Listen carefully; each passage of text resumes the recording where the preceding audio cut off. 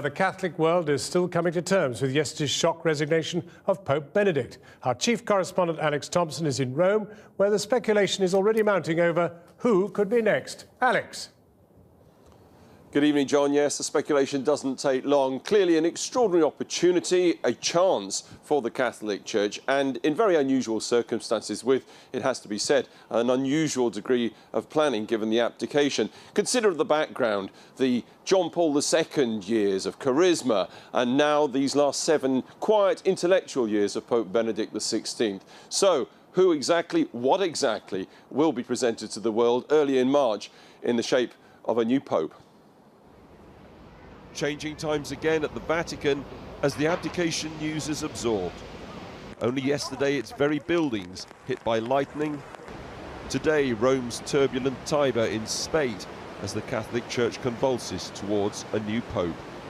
No denials that Benedict XVI recently had secret pacemaker surgery. It was routine, they say, made no difference to his decision to go. It is true. I mean, the Cardinals elected someone who was 78. They certainly could not have expected another John Paul II. Let's see what the Cardinals and the Holy Spirit decide.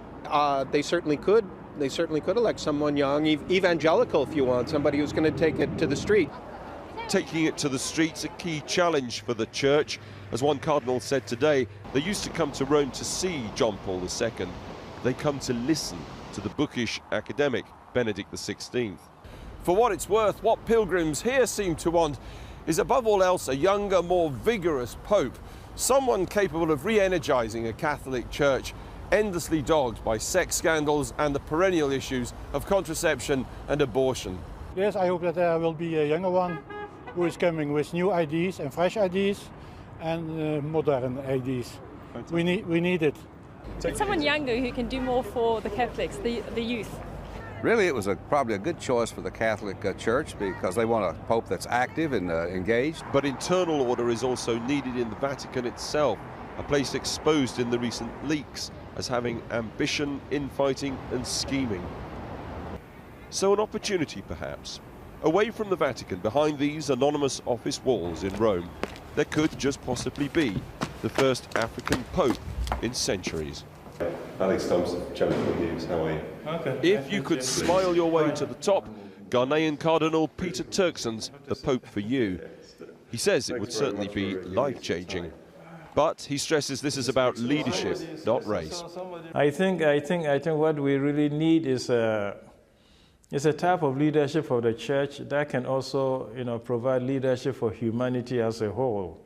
And, a leadership that will just not be, because certainly is a leader of a church, but as the Church has always been, it's always had a voice that's gone way outside the walls of churches and, to other public and international arena.